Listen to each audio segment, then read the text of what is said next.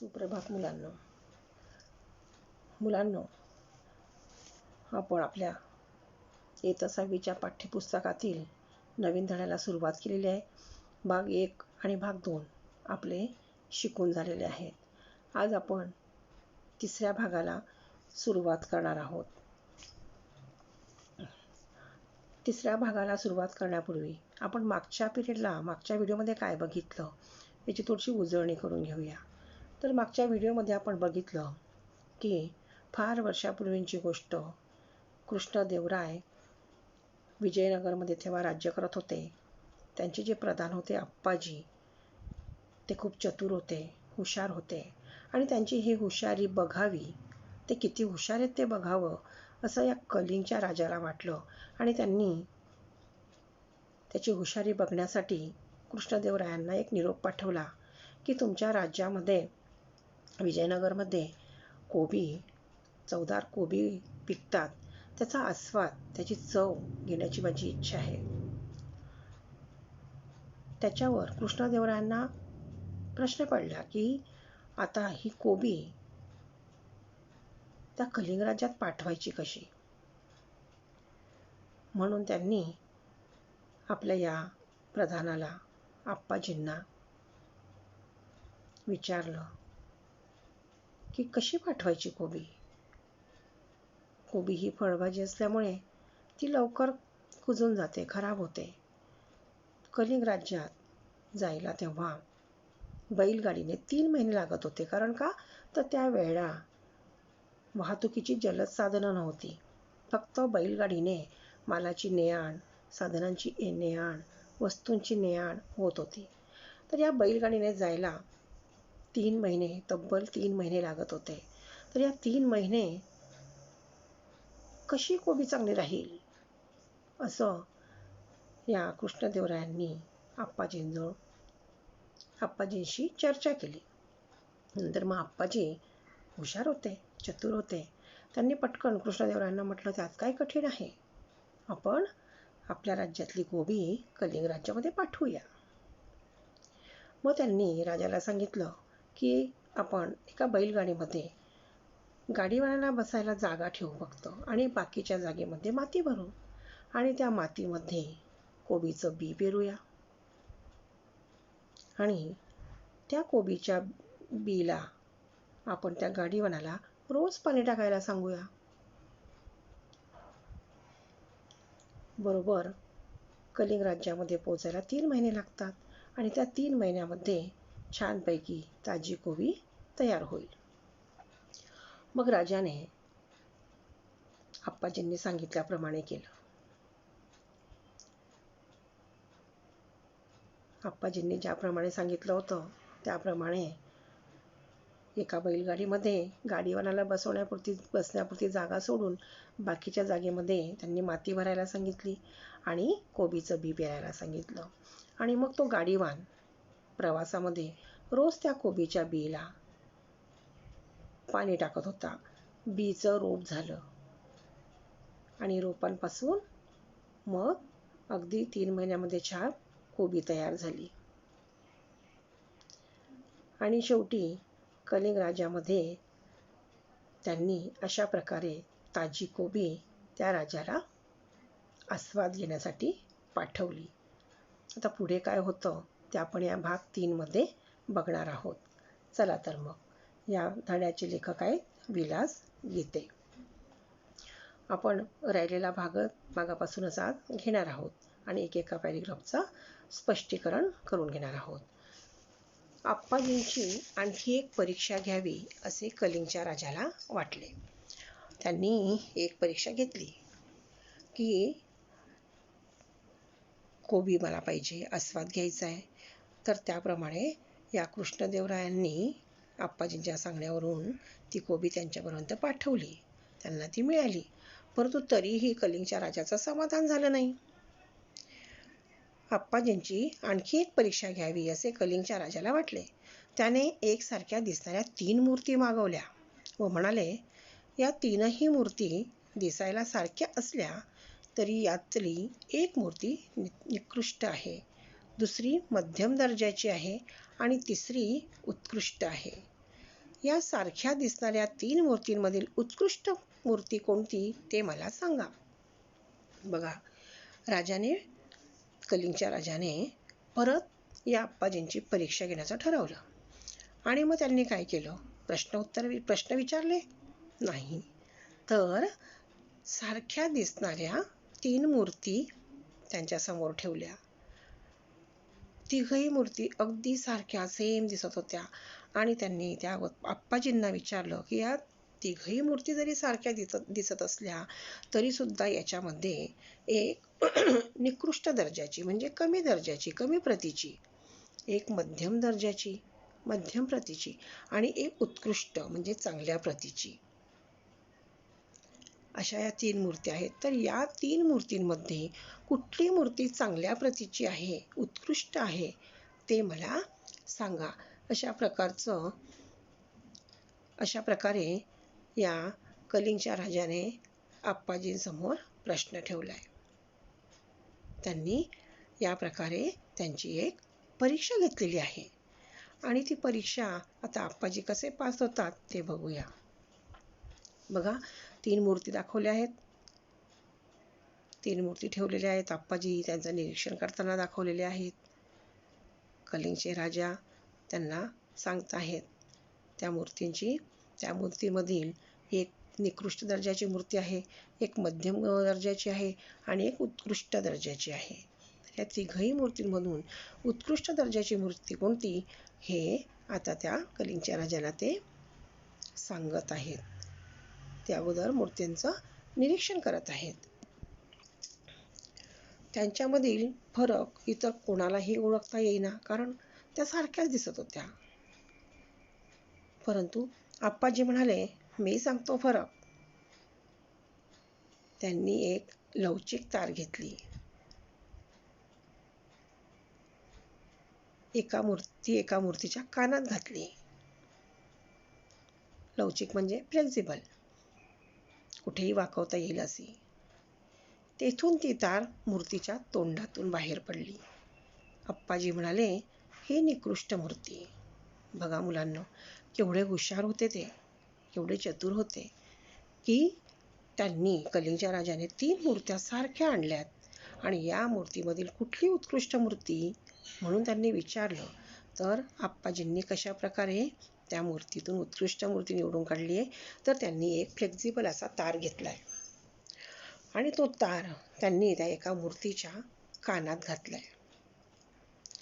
त्या कानात घातलेला तार त्या मूर्तीच्या तोंडातून बाहेर पडलाय. कानात घातलेला तार त्या मूर्तीच्या तोंडातून बाहेर पडलाय. तेव्हा आप्पाजी म्हणाले की ही निकृष्ट दर्जाची मूर्ती आहे, म्हणजे कमी प्रतीची मूर्ती आहे. नंतर आप्पाजींनी ती तार दुसऱ्या मूर्तीच्या कानात घातली. ती तार त्या मूर्तीच्या दुसऱ्या कानातून बाहेर पडली. आप्पाजी म्हणाले, ही मध्यम दर्जाची मूर्ती. किती शिताफीने त्यांनी शोध लावलाय, कुठली उत्कृष्ट, कुठली निकृष्ट आणि कुठली उत्तम व कुठली मध्यम. बघा, त्यांनी अगोदर निकृष्ट मूर्तीचं निरीक्षण केलं की जिच्या कानातून तार घातला की तो तोंडातून बाहेर पडला, ती निकृष्ट दर्जाची मूर्ती. आता त्यांनी मध्यम दर्जाची मूर्ती शोधून काढली आहे. तर त्या मूर्तीच्या त्यांनी कानातून तार घातला तर तो त्या मूर्तीच्या दुसऱ्या कानातून बाहेर पडलाय. तेव्हा त्यांनी सांगितलं की ही मूर्ती मध्यम प्रतीची आहे. अशा प्रकारे या 2 मूर्तींचं निरीक्षण करून त्यांनी तिचा दर्जा ठरवलाय. आता तिसरी मूर्ती राहिली आहे. तिसऱ्या मूर्तीवरही आप्पाजींनी हाच प्रयोग केला. त्या मूर्तीच्या कानात घातलेली तार तिच्या तोंडातून वा दुसऱ्या कानातून कोठूनच बाहेर पडली नाही.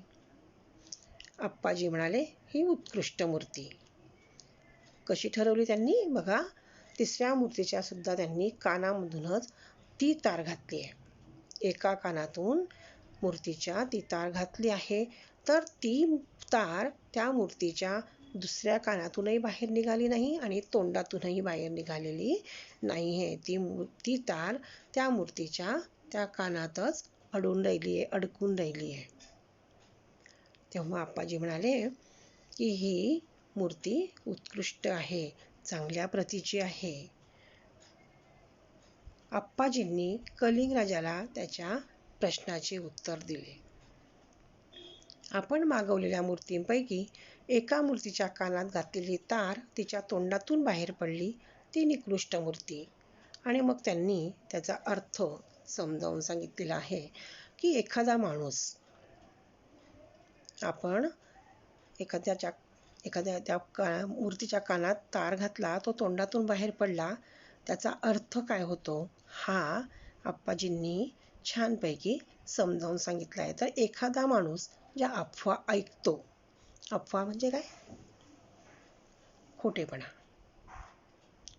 खोट्या गोष्टी, ज्या अफवा ऐकतो त्याचा खरे खोटेपणा पडताळून न पाहता जर तो त्या दुसऱ्यांना सांगू लागला तर त्याचे व समाजाचेही हित होत नाही, या मूर्तीचा असा अर्थ होतो.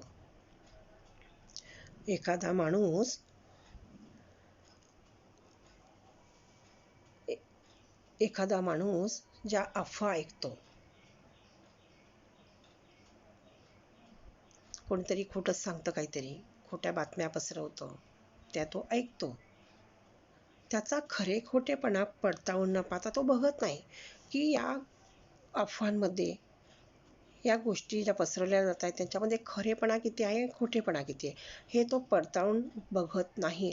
आणि ते न पाहता जर तो त्या दुसऱ्यांना सांगू लागला तर त्याचे व समाजाचेही हित होत नाही.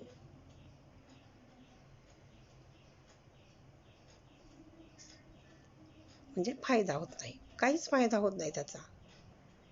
या मूर्तीचा अर्थ असा होतो.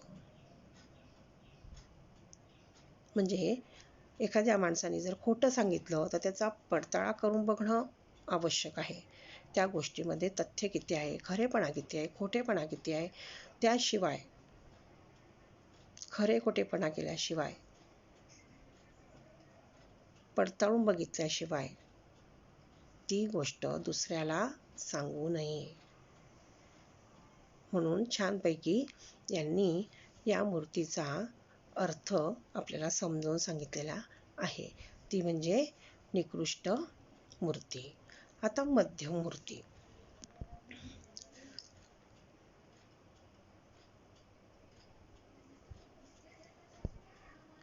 दुसऱ्या मूर्तीच्या एका कानातून घातलेली तार त्या मूर्तीच्या दुसऱ्या कानातून बाहेर पडली, ही मध्यम प्रतीची मूर्ती. आप्पाजी त्यांना म्हणतात की जी तार मी दुसऱ्या मूर्तीच्या कानात घातली, ती तार त्या दुसऱ्या कानातून बाहेर पडली, त्याच मूर्तीच्या दुसऱ्या कानातून बाहेर पडली, ही मध्यम प्रतीची मूर्ती. हिचा अर्थ काय होतो की एखाद्या माणसाने अफवा ऐकली आणि ती दुसऱ्या कानाने सोडून दिली तर त्यात समाजाचेही हितही होत नाही आणि नुकसानही होत नाही. हा दुसऱ्या मूर्तीचा अर्थ होतो. म्हणजे काय की एखाद्या माणसाने जी खोटी गोष्ट सांगितलेली आहे ती त्या माणसाने ऐकली आणि दुसऱ्या कानाने सोडून दिली, त्याचा उहापोह काहीच केलेला नाही आहे, तर त्यात समाजाचेही हित होत नाही आणि नुकसानही होत नाही. म्हणजे फायदाही नाही, तोटाही नाही, काहीच होत नाही, असा ह्या दुसऱ्या मूर्तीचा अर्थ होतो. तिसऱ्या मूर्तीच्या कानात घातलेली तार तेथेच अडून राहिली, ही तिसरी मूर्ती उत्कृष्ट आहे. अफवा ऐकल्यावर जो माणूस दुसऱ्या कानाने ती सोडून देत नाही किंवा लगेच ती दुसऱ्याला सांगत नाही, तर तिच्या खरे खोटेपणाची खात्री करून घेतो आणि आपण काय ऐकले ते पुराव्याशिवाय सांगत नाही, तो माणूस उत्तम. हा तिसऱ्या मूर्तीचा अर्थ होतो.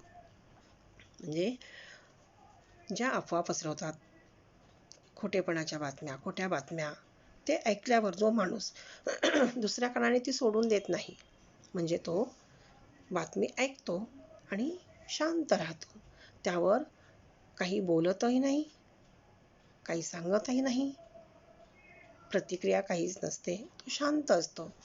अफवा ऐकल्यावर जो माणूस दुसऱ्या कानाने ती सोडून देत नाही किंवा लगेच ती दुसऱ्याला सांगत नाही, तो शांतपणे ऐकून घेतो फक्त. नंतर तो त्या गोष्टीचा, त्या खरे खोटेपणाची खात्री करून घेतो. त्या गोष्टीची खरे खोटेपणाची खात्री करून घेतो आणि आपण काय ऐकले ते पुराव्याशिवाय सांगत नाही. पुरावा हवाय की ही गोष्ट खरीच आहे, त्याशिवाय बोलू नये. म्हणून तो माणूस उत्तम. जो माणूस पुराव्याशिवाय बोलत नाही तो माणूस उत्तम, हा तिसऱ्या मूर्तीचा अर्थ होय. कलिंगच्या राजाला आप्पाजींचे उत्तर मिळाले. जे अपेक्षित उत्तर होतं ते या कलिंगच्या राजाला मिळालं. आप्पाजींनी तीनही मूर्तींचा दर्जा ओळखल्याने राजा संतुष्ट झाला, आनंदी झाला. त्याने आप्पाजींचे व कृष्णदेवरायांचे अभिनंदन केले. त्याने दोघांचेही, आप्पाजींचं पण आणि राजाचं, कृष्णदेवराय राजांचं, दोघांचंही अभिनंदन केलंय. आता आपण जो भाग शिकलो आहोत त्याचे कठीण शब्द बघूया. शब्दार्थ: निकृष्ट, कमी प्रतीची. निकृष्ट, कमी प्रतीची. लवचिक, सहज वाकवता येण्यासारखे. लवचिक, सहज वाकवता येण्यासारखे म्हणजे फ्लेक्झिबल. उत्कृष्ट, चांगल्या प्रतीची. उत्कृष्ट, चांगल्या प्रतीची. अफवा, खोटी बातमी. अफवा, खोटी बातमी. संतुष्ट, समाधानी. संतुष्ट, समाधानी. नंतर रिकाम्या जागा भरा. पहिलं आहे, आप्पाजींची आणखी एक डॅश घ्यावी असे कलिंगच्या राजाला वाटले. कुठला शब्द येईल रिकाम्या जागेमध्ये? आप्पाजींची आणखी एक. व्हेरी गुड, परीक्षा. छान. आप्पाजींची आणखी एक परीक्षा घ्यावी असे कलिंगच्या राजाला वाटले. छान. दुसरं आहे, आप्पाजींनी एक डॅश तार घेतली. कुठली तार घेतली आप्पाजींनी? कुठला शब्द येईल रिकाम्या जागेमध्ये? लवचिक. गुड. आप्पाजींनी एक लवचिक तार घेतली. लवचिक म्हणजे काय सांगितलं? सहज वाकवता येण्यासारखी किंवा फ्लेक्झिबल. त्यालाच इंग्लिशमध्ये म्हणतात फ्लेक्झिबल. अशी ती लवचिक. तिसरं आहे, कलिंगच्या राजाला आप्पाजींचे डॅश मिळाले. सांगा बरं कुठला शब्द येईल? उत्तर. Very good. कलिंगच्या राजाला आप्पाजींचे उत्तर मिळाले. रिकाम्या जागेमध्ये उत्तर हा शब्द आपण लिहायचा आहे. नंतरचा प्रश्न आहे, एका शब्दात उत्तरे लिहा. एका शब्दात उत्तरे लिहा. त्यातलं पहिलं आहे, तीनही मूर्ती दिसायला कशा होत्या? तीनही मूर्ती दिसायला कशा होत्या? उत्तर आहे सारख्या. आता मी तुम्हाला मागच्या व्हिडिओमध्ये पण सांगितलं होतं की एका शब्दात उत्तरे लिहा म्हटलं की फक्त एकच शब्द लिहायचा आहे. पण हाच प्रश्न तुम्हाला विचारला की पूर्ण वाक्यात उत्तर लिहा, तर कसं लिहायचं आहे? तीनही मूर्ती दिसायला सारख्या होत्या. फक्त प्रश्नामध्ये उत्तर ॲड करून पूर्ण सेंटेन्स लिहायचं आहे. नंतर दुसरं आहे, तिसऱ्या मूर्तीच्या कानात घातलेली तार कुठे अडून राहिली? तिसऱ्या मूर्तीच्या कानात घातलेली तार कुठे अडून राहिली?